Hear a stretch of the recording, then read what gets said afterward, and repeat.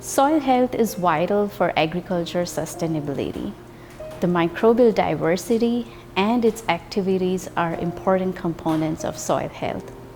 For decades, scientists have studied these microbes that are recruited by plants with the goal of understanding their role in reducing the harmful effect of microbes on plants, as well as boosting the abilities of beneficial ones on crop yield. But before we put them on the field, there are several challenges.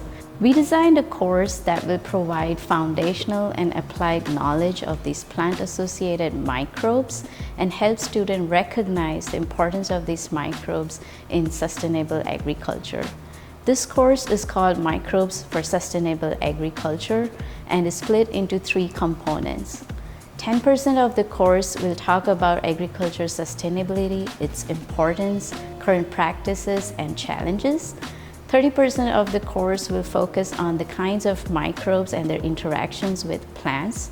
And 60% of the course will focus on examples of bioinoculants, including biocontrols, biopesticides, and biofertilizers, and how these help in achieving the solutions to biotic and abiotic stress faced by the plants. To facilitate student learning, I plan to have a mix of PowerPoint presentations, scientific readings, group discussions, and talks from the experts in the field.